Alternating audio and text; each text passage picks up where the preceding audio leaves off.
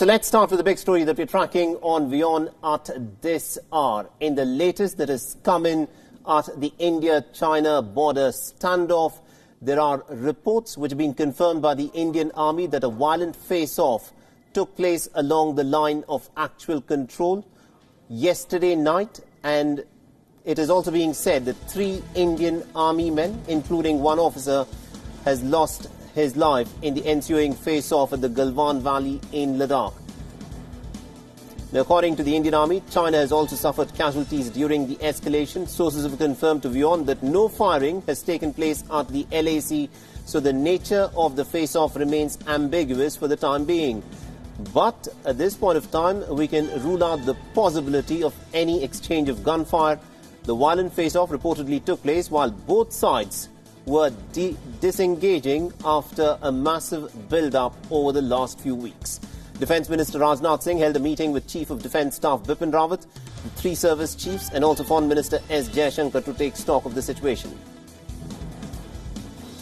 And to give us more perspective in terms of what actually has happened and how all of this will, of course, play out in establishing peace at the border, we are joined in by Strategic Affairs Analyst Brahma Chalani, who is joining us live on this broadcast. Mr. Chalani, let me begin by asking you this. This is an incident that is in many ways unprecedented. There was this standoff that was taking place with China, but something like this has not happened since 1975. What do you make of this incident, and what do you think has resulted in the loss of lives in a standoff between India and China? The reason is that Chinese forces have encroached on Indian territory and occupied vantage locations in Ladakh, including the Galwan Valley heights. They've also occupied some area in Hot Springs, and they've occupied a long stretch of Lake Pangong. So they have invaded and then engaged in armed confrontation with Indian forces. Let's not use any euphemistic terms. What happened last night was an armed confrontation in which Chinese forces used a variety of improvised weapons other than firearms. Right. And the fact that an Indian commanding officer, he was commanding an infantry battalion, and 2 of his soldiers were killed, marks a further escalation of China's aggression. Let's not beat around the bush. What India is facing is aggression. This whole thing began with Chinese forces invading and occupying vantage locations in Ladakh. Right. This happened in April, May. It caught India off guard, and for the last month and a half, India is seeking to persuade the Chinese to withdraw. Right. But the timing of this incident where 3 of the Indian Army personnel have lost their lives has taken place when there were military and diplomatic talks that were ongoing. And also the Indian Army's statement is very interesting here. The incident has happened at the time when the 2 forces were disengaging. How could this incident happen, resulting in the loss of lives of 3 people on the Indian side, which has been confirmed by the Indians? The Chinese, for their part, have not confirmed nor denied any casualties on their front. How can it happen when the 2 forces are disengaging from each other? They were disengaging in terms of ending the eyeball-to-eyeball confrontation, and the mutual pullback of forces was being negotiated to avert military clashes.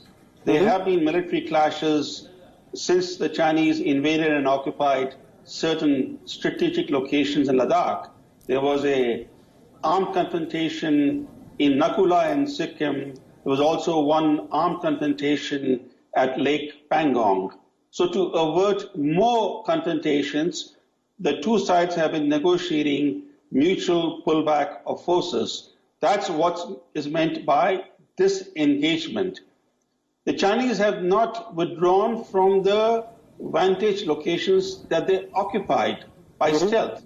They still remain entrenched. In fact, they're using negotiations with India to consolidate their hold on these occupied areas, Right. there is no way India can put up with this kind of aggression. There is no way that any Indian government can accept the loss of important strategic heights in Galwan Valley or in Hot Springs or in Lake Pangong. That is true.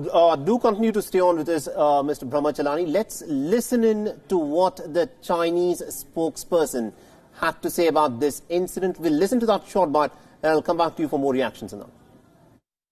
近来为缓和 Recently, in order to ease the situation in the border areas between China and India maintained close communication through diplomatic and military channels. On June 6, the border troops of two countries held a commander-level military meeting and reached an important consensus on easing the situation in the border areas. But what is shocking is that on June 15th, the Indian troops seriously violated the consensus of the two sides. They crossed the border illegally twice and carried out provocative attacks on Chinese personnel, resulting in serious physical conflicts between the two border forces.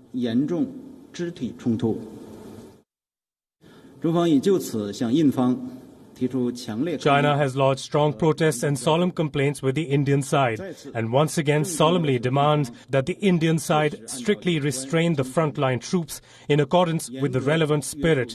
Do not cross the border, do not act provocatively, do not take any unilateral actions that will complicate the border situation. China and India agree to continue to resolve bilateral issues through dialogue and consultation and make efforts to ease the tension and maintain peace and tranquility in the border areas. All right,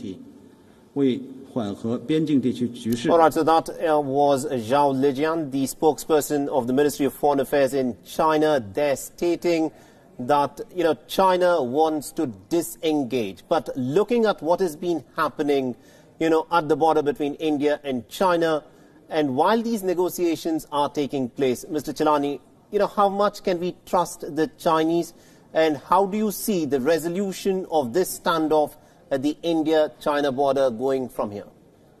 Let me first react to the Chinese statement because, we should not let the Chinese statement stand. The Chinese statement is a statement of propaganda. It's part of their disinformation. The Chinese standard playbook is to use deception and surprise to commit aggression and then blame the other side for being the aggressor.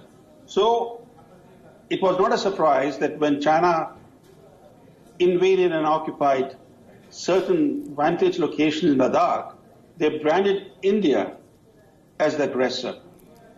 Again, we are seeing the same playbook being employed. Right. Galwan Valley, where this armed confrontation happened, is on the Indian side of the LAC. There was no dispute earlier that Galwan Valley is on the Indian side of the LAC. The fact that an armed confrontation happened on Indian territory Absolutely. reveals a lot about the disinformation and propaganda that China is unleashing. They are the occupying force. They engage in an armed confrontation with Indian forces on Indian territory that they have occupied.